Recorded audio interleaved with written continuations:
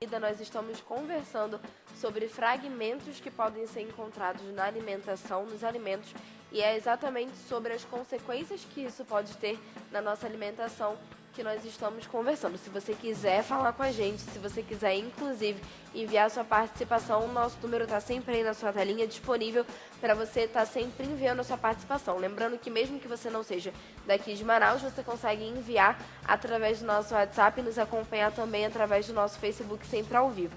92 é o código daqui de Manaus, 98111-4512 é o número da nossa produção. É só você enviar sua dúvida que a gente tira ao vivo. Inclusive, nós acabamos de receber uma mensagem do Edson de Petrópolis, diz que está ligadinho no programa. Muito obrigada pela sua participação, continue com a gente. E também recebemos uma mensagem que diz assim: isso se resume somente a alimentos enlatados, secos e sucos? Já achei uma porca dentro do saquinho do miúdo do frango, no arroz. Foi ovo de barata, pedra e a própria barata. Bom, nós vamos conversar agora com a nutricionista Ellen Silveira e a gente vai saber um pouquinho também sobre esses alimentos, sobre a característica de cada alimento e o perigo dos alimentos serem contaminados por elementos ou então por fragmentos que a gente já conversou, que a gente está conversando, e inclusive que o nosso telespectador colocou pra gente, tal como barata, pedra, enfim, ou a própria barata dentro do alimento. Se você quiser saber mais sobre isso, é só você continuar com a gente. Bom dia. Bom dia.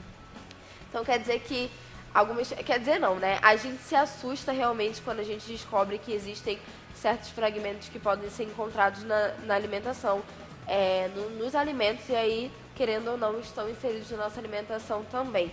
E como a gente viu com o doutor, pode ser que eles tragam algum tipo de contaminação, e aí, através dessa contaminação, o nosso organismo vai ter algum problema ou não com isso. Isso, é verdade. Bom, como o Dr. Marcos falou, essa RDC não é tão atual assim, é de 2014, mas veio ao conhecimento do público, né, do consumidor agora, depois de tantos casos repetidos de problemas envolvendo principalmente molho de tomate, ketchup, alguns lotes de ketchup, extrato de tomate, mas muito se fala só dos pelos de rato, né? Mas essa RDC, ela realmente dá o limite de tolerância para outras matérias que a gente chama de microscópicas e macroscópicas, como fragmentos de inseto.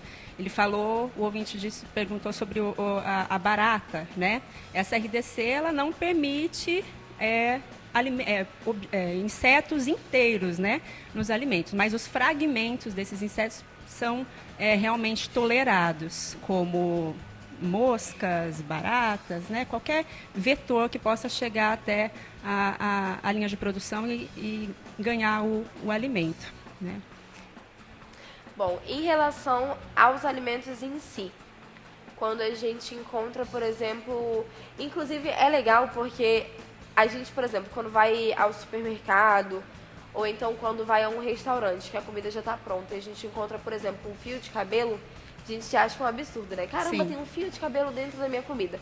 Daí quando você descobre que existe, sei lá, pelo de rato e que é uma quantia permitida dentro do alimento que você consome, aí a gente já fica, caramba, eu me preocupo com um fio de cabelo meu, às vezes é nosso mesmo, né? Que Isso. caiu na hora do preparo ali da alimentação.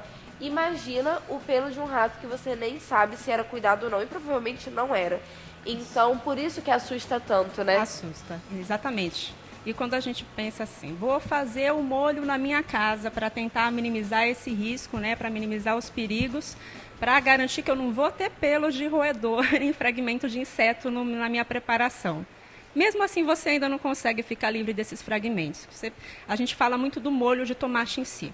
Mas se você quer fazer um molho de tomate com o tomate mesmo, né, usar o tomate, tirar a pele do tomate para fazer ele da maneira mais artesanal possível na tua casa, você ainda assim vai usar um orégano, vai usar uma pimenta do reino, e os limites de tolerância para esse tipo de condimento são ainda maiores do que para o próprio molho de tomate. Então, é muito difícil a gente, de fato, ficar livre desses fragmentos de insetos, de pelos de roedor. Em relação à hora desse preparo, como que a gente pode fazer dentro da nossa casa para poder diminuir todos esses riscos, né? Quando a gente fala da alimentação, por exemplo, a forma de você armazenar algum alimento tem uma forma específica, de repente, a gente sempre faz uma coisa, quem nunca, que atira a primeira pedra, que é para poder livrar o alimento da formiga, por exemplo, né? Aquele bolo de chocolate maravilhoso que você não quer colocar dentro da geladeira, porque se você colocar dentro da geladeira vai ficar duro e aí ele nunca mais é o mesmo.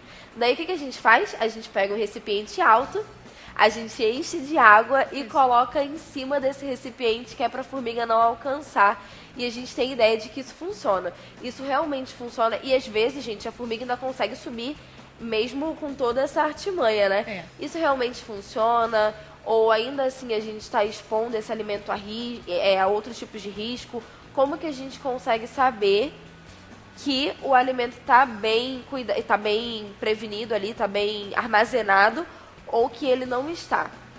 É importante a gente falar desse lado das boas práticas dentro do domicílio, né, no domicílio das pessoas, porque a gente fala muito, acha absurdo, né, a falta de controle que existe dentro da indústria de alimentos, mas realmente hoje o que a gente percebe é que os grandes riscos de contaminação realmente estão dentro da casa, está dentro da casa das pessoas, né? Não dá, claro, para a gente admitir esses erros na indústria de alimentos, porque a gente está sendo conivente com erros grotescos em relação aos controles de boas práticas, né, as ferramentas de qualidade que a gente sabe que existe dentro da indústria de alimentos, mas dentro da casa da gente é que acaba tendo os maiores riscos, né? Como você falou do caso da formiga, deixar o alimento à temperatura ambiente, primeira coisa que a gente tem que tomar cuidado com o alimento dentro da casa da gente é o controle de tempo e temperatura que eu deixo esse alimento, né, a temperatura que eu deixo ele exposto. Qual que é a temperatura de risco? Quer dizer, aquela que as bactérias gostam, preferem para se multiplicar. É a temperatura ambiente. E a nossa temperatura ambiente aqui de Manaus é extremamente alta, né? A gente não pode manipular um alimento em temperatura ambiente por mais de 30 minutos. E se for um ambiente climatizado, acho difícil a cozinha de alguém ser climatizada, esse alimento poderia ficar exposto à temperatura por máximo 2 horas. Mas as formiguinhas, né, que você perguntou, se aquela medida de deixar o bolo em cima de um recipiente com água, em alguns casos até minimiza os riscos, sim.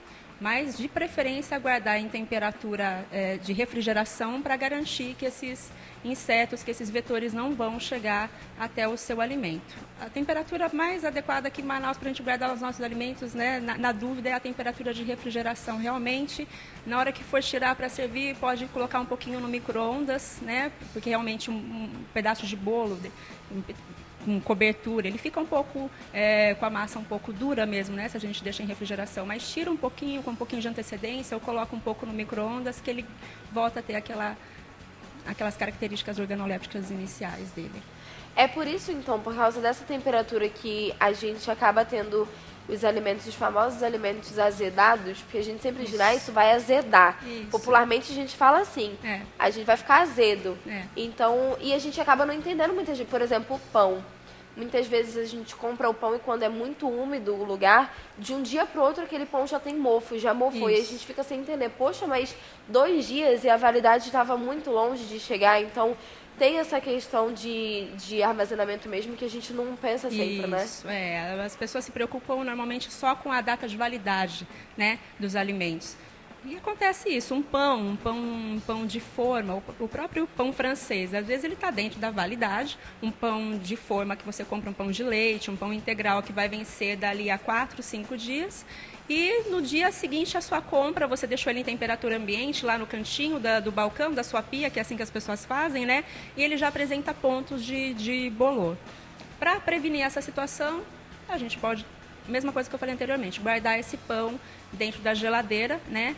Ou, se você quiser, sabe que vai demorar para consumir esse pão, não vai consumir ele na sua totalidade até a data do vencimento, você pode congelar por até 30 dias e em porções ir descongelando. Quem mora sozinho, é um casal, né, que consome pouco, né, que sabe que vai demorar para consumir um pacote todo e vai descongelando na medida que for consumindo.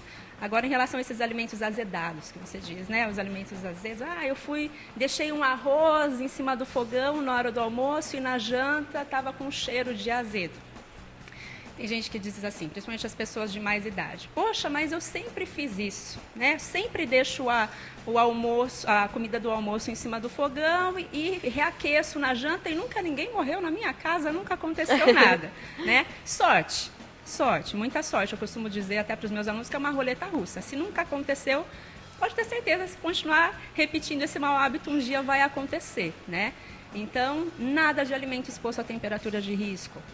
Eu terminei de fazer o meu almoço, se eu vou guardar esse alimento para a janta, vou ter que reaquecer ele depois, eu tenho que levá-lo para a geladeira e reaquecê-lo imediatamente antes do consumo.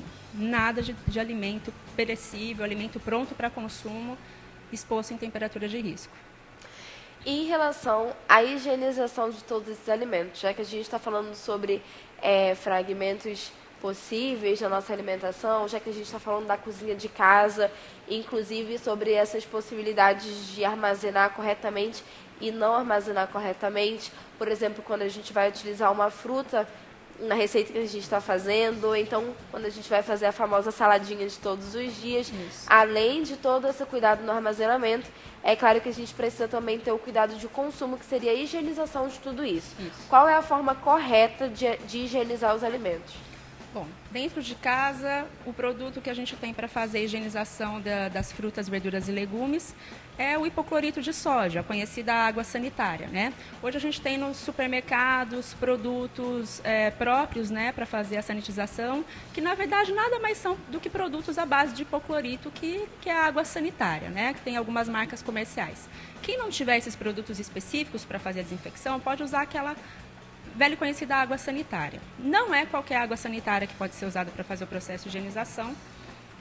Como saber qual é a água sanitária correta para fazer esse procedimento? Lá no rótulo, né, nem todas as águas sanitárias vão dizer que podem ser utilizadas para fazer a sanitização de alimentos. Mas você vai lá no verso, né, sempre numa letra miudinha, e você vai lá e vai ver a composição química dessa água sanitária. Se na composição química dela estiver dizendo que ela só tem hipoclorito de sódio, pode estar como hipoclorito de sódio de água ou só hipoclorito de sódio, você já sabe que ela pode ser usada para fazer a sanitização das frutas, verduras e legumes. Se tiver mais algum composto, como algum cloreto, não pode ser usada para fazer a higienização de alimentos. Eu vou utilizar 1 colher de sopa dessa água sanitária para cada litro de água que eu for usar para fazer a desinfecção do meu vegetal. Muito importante lavar o alimento antes de colocar nessa solução clorada. Não adianta você colocar ele direto, né, sem reduzir a carga microbiana dele. Então, se for folha, se for alface, se for uma rúcula, eu lavo folha por folha, né, tem que ter esse cuidado, folha por folha, fruta por fruta, antes de colocar dentro dessa solução clorada. Deixo ali imerso por 15 minutos. Aí a parte muito importante, de enxaguar esse alimento depois que tira da solução clorada, porque o resíduo de hipoclorito também pode causar diarreia, né? E depois que você tirou, você vai montar a sua salada. Outro cuidado que você tem que tomar em relação à higienização das mãos. Não adianta você tomar todo esse cuidado de fazer higienização com solução clorada e a sua mão está contaminada na hora que você for montar a salada lá da sua família, né? Então, fazendo esse processo direitinho, você garante a higiene dos seus alimentos. Em relação à formiga ainda, que eu acredito que no ambiente de casa seja um dos principais vilões, né? A gente tem a formiga, tem a barata, por exemplo, mas como eu disse no bloco anterior, a formiga ela é muito pequenininha, então a gente nunca sabe onde ela pode estar e onde ela não pode estar. Que atira a primeira pedra, número 2.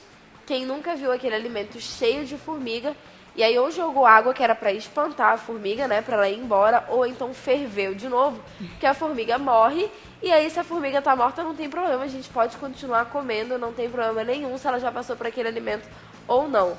Isso é correto ou a gente está se sabotando sem saber? A gente está se sabotando, é isso mesmo, está se enganando, né? Todo mundo olha a formiga como um inseto inofensivo, né? Porque é muito pequenininho, não tem nenhum problema, mas ela realmente é poderosa. E ainda diz que faz bem para a vista, né? Não sei se na casa de vocês é assim, mas lá na minha casa não, formiga faz bem para a vista.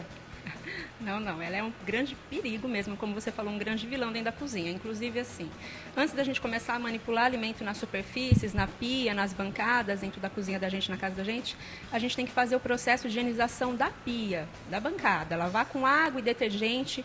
Essa solução clorada que eu ensinei para fazer para o alimento também serve para fazer a higienização das superfícies que vão entrar em contato com o alimento, que inclui a tua placa de corte, a faca e a pia onde você vai encostar, vai manipular o seu alimento. Joga essa solução clorada ali, por onde possivelmente por onde a formiga passou durante a noite. A gente não sabe o que acontece quando as luzes da cozinha estão apagadas durante a noite, né? Isso eu sempre digo para os meus alunos. Então, joga essa solução clorada ali, deixa agir por 15 minutos, depois faz o enxágue, inclusive com a placa de corte, e pode começar a manipular os seus alimentos. E, realmente, assim, a grande maioria dos perigos, a gente sabe que o tratamento térmico, né, as altas temperaturas que o alimento atinge durante o processo de cocção, realmente elimina esses riscos, mas a gente não pode garantir que todos os riscos sejam eliminados através do tratamento térmico. Então, se tem formiga ali na tua preparação, você realmente tem que desprezar. Você não tem como garantir que o alimento está livre de risco porque ele sofreu cocção. Quando a gente, em relação aos alimentos que precisam de um cuidado maior, na hora antes do preparo, por exemplo, o frango. O frango é bastante polêmico, né? Nem sempre a gente sabe quando que ele foi bem higienizado, quando que ele não foi, principalmente porque é produzido, óbvio, né, gente, em outros lugares, na indústria, e a gente compra e a gente já compra nas condições que ele vem. Só que é claro que existe aquele pré-preparo antes de você fazer e, por exemplo, algumas pessoas costumam lavar o frango antes de cozinhar. Outras pessoas não, só limpam mesmo, tira a pele e tudo mais. Qual é a forma correta da gente utilizar esse alimento? Realmente é muito polêmico essa questão do pré-preparo do frango. Quando a gente lava o frango, a gente está expondo, né, o nosso ambiente de produção a um risco enorme de contaminação com uma bactéria que possivelmente está presente no frango, que é a conhecida salmonela, né? Está presente nas aves, seja nos ovos, seja na ave mesmo, na carcaça das aves. E realmente, quando você lava o frango, aquela água do frango contaminada, possivelmente com a salmonela, está respingando em toda a tua área de manipulação de alimentos, seja nos utensílios que estão ali próximos. Às vezes a gente vê que a dona de casa está lavando o frango e ali do lado, na bancada, na mesma pia, ela já fez o processo de higienização da salada dela, a salada já está higienizada, pronta para consumo, ela já fez o enxágue da solução clorada e aquela água contaminada de lavagem do frango está lá, respingando nessa salada que está pronta para consumo, fazendo uma contaminação que a gente chama, na nutrição, de contaminação cruzada, né? Então, não é adequado lavar o frango. Mas aí as pessoas acham um absurdo. Poxa, mas eu tenho que tirar o tal do pitiu, né? Que as pessoas falam. Eu tenho que tirar o pitiu do frango. Sim, você consegue tirar o pitiu do frango lavando, entre aspas, ele com vinagre, com limão, né? Fazendo uma boa marinada para ele, sem ter que, de fato, lavar o frango, tá? Nós vamos fazer uma breve pausa aqui no nosso bate-papo. Daqui a pouco a gente está de volta. E se você quiser continuar enviando sua participação, o nosso WhatsApp continua disponível para você. 92 é o código daqui de Manaus, 98111-4512 é o número da nossa produção. A gente volta já, o intervalo é bem rapidinho, não sai daí.